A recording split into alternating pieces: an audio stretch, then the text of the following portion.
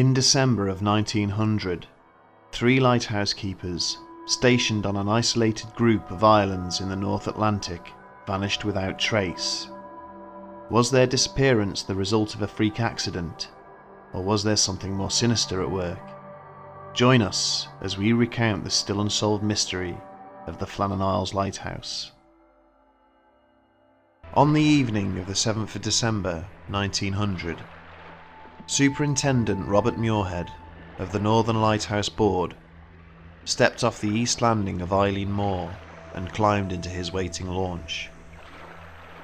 Having shook hands and bid farewell to his 3 colleagues, he now headed out to a larger steam vessel anchored offshore, which would take him back to the mainland. As his small boat made its way over the choppy waters, he looked back at the 3 men he had left behind on the tiny, secluded island to take charge of its lighthouse.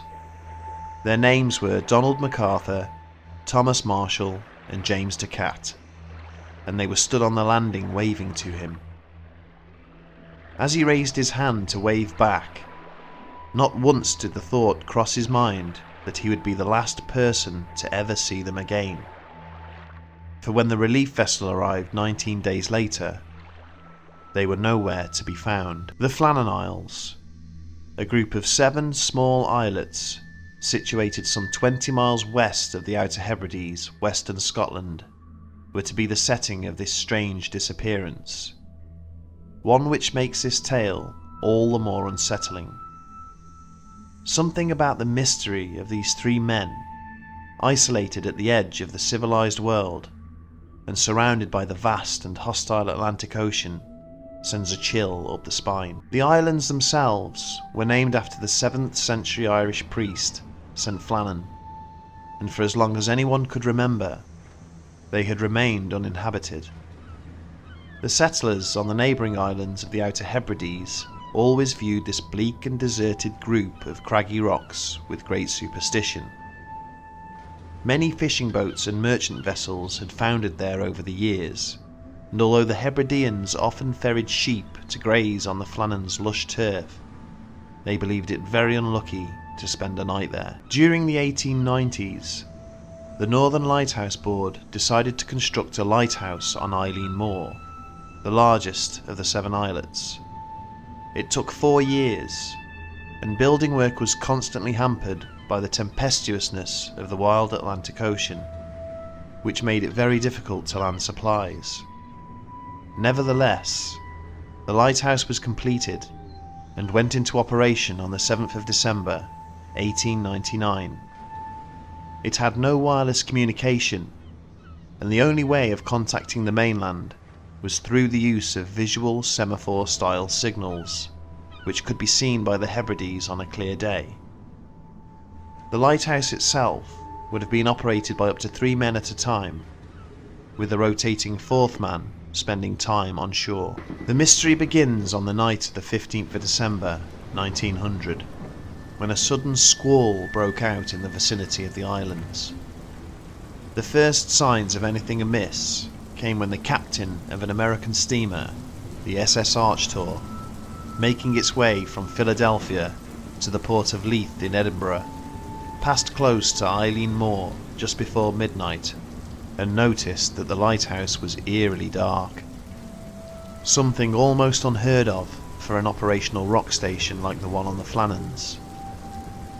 This was reported when the ship docked at Oban a few hours later, and although a dark lighthouse would have been considerable cause for alarm, no immediate action could be taken due to the harsh weather. The relief vessel, Hesperus, was due to set sail on the 20th, but because of the unfavourable conditions, it didn't actually set out until dawn on Boxing Day, the 26th of December, carrying fresh supplies and the relief keeper, Joseph Moore. As they approached the east landing, the captain of the Hesperus, Jim Harvey, gave 3 long blasts on the horn and set off a distress flare, but no response was forthcoming.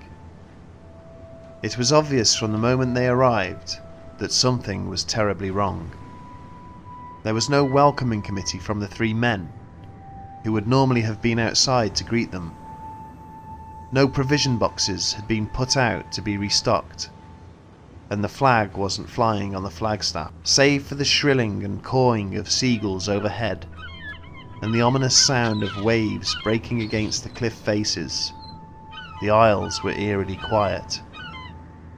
The Hesperus moored in silence, and Joseph Moore set off towards the island, alone. Upon reaching the east landing, he immediately made his way up the steep incline and headed towards the lighthouse, calling out to the three men as he went, but there was no reply.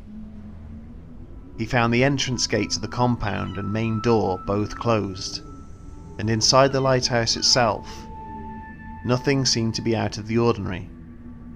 The lamps were cleaned and refilled, the beds were unmade as if the men had just awoken, the washing up was done, and there were cold ashes in the grate. After his initial observations, he spotted an overturned chair in the kitchen, and then noticed that all the clocks had stopped, which only added to his concerns. Returning to the Hesperus, Moore relayed these findings to the captain, then made his way back up to the lighthouse with more men, in the hopes of conducting a wider search. At the east landing, everything had been intact, but the west landing provided considerable evidence of damage caused by recent storms. A box at 110 feet above sea level had been smashed and its contents strewn about. Iron railings were bent over. The railway by the path was wrenched out of its concrete housing, and a rock weighing more than a ton had been displaced above that. On top of the cliff, at more than 200 feet above sea level, turf had been ripped away as far as 10 meters from the cliff edge. Further investigation revealed that the keepers had kept their log until 9 AM on the 15th of December, and their entries made it clear that the damage had occurred before their disappearance. The only other significant piece of evidence was that 2 sets of oilskins were missing. Only one set of outdoor gear remained hanging in place by the entrance, suggesting that one of the men must have ventured outside without wearing his protective clothing, which was surprising considering the severity of the weather on the date of the last log entry, and especially during a harsh North Atlantic winter. Of the keepers themselves, there was no sign, either inside the lighthouse or anywhere else on the island. They had simply vanished. Moore and 3 volunteer seamen remained behind to attend to the duties of getting the lighthouse back up and running, whilst the Hesperus returned to the shore station at Brestcleat. From there, Captain Harvey sent a telegram to the Northern Lighthouse Board, dated the 26th of December, 1900, stating, "A dreadful accident has happened at the Flannans. The 3 keepers, the cat, Marshall and the Occasional, have disappeared from the island. The clocks were stopped and other signs indicated that the accident must have happened about a week ago. Poor fellows, they must have been blown over the cliffs or drowned trying to secure a crane or something like that." The riddle of the Flannan Isles has been an endless source of fascination, one which has inspired stories, poems, songs, and even an opera. But the whole truth of the mystery may never be known. A number of embellishments have been added over the years.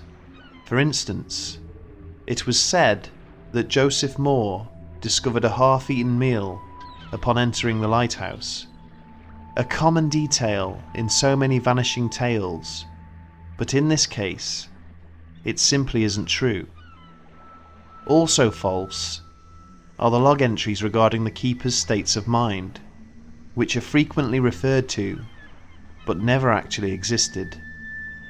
The only details recorded in the logbook referred to damage at the West Landing and minor documentation of the storms. There was nothing mentioned about the cat crying or Marshall being irritable.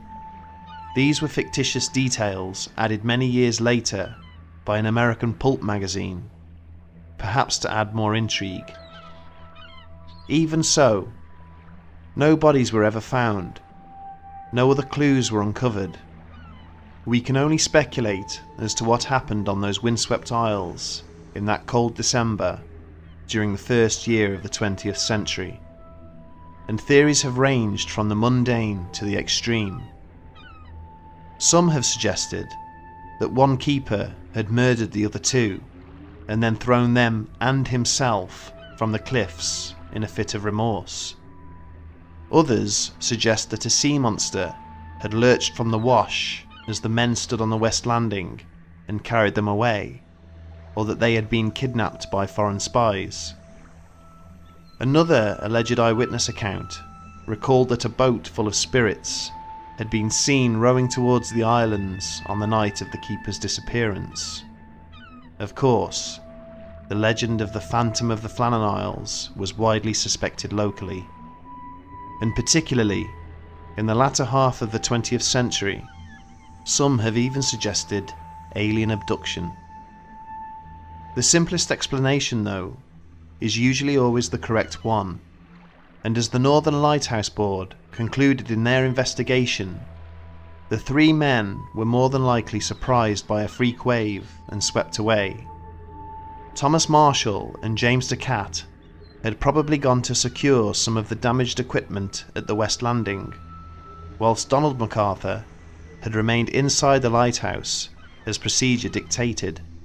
It was strictly forbidden to leave the lighthouse unattended at any one time. From his vantage point, MacArthur would have been able to see a large swell approaching the islands, and must have rushed outside of the lighthouse in the hopes of warning his colleagues, but he got to them too late, and instead, all three men must have been caught in the oncoming wave and swept away. This would certainly explain the overturned chair, as well as the remaining set of oilskins, and also gives a reason as to why all three men had been outside at the same time. However, if MacArthur did leave in such a rush, why was the lighthouse door closed and the entrance gate to the compound locked? And how were three highly experienced men, who had spent countless hours surrounded by harsh seas, taken unawares by a freak wave? And if that was indeed the case, why had none of the bodies been swept back to shore, as usually happened in these waters? It seems there are still more questions than answers, and perhaps the reality could be far stranger than most of us allow ourselves to imagine. In any case, the lighthouse remained manned and without further incident up until 1971, when it became fully automated.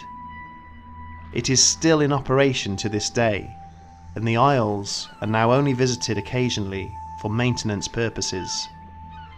Over the years, the islands never could quite live up to their cursed reputation, as nothing out of the ordinary ever took place there again.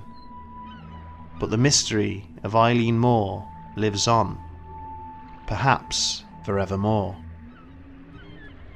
In closing, we leave you with the words of Superintendent Muirhead, who, in his official report of the 8th of January 1901, said of the keepers, "I visited them as lately as the 7th of December, and have the melancholy recollection that I was the last person to shake hands with them and bid them adieu."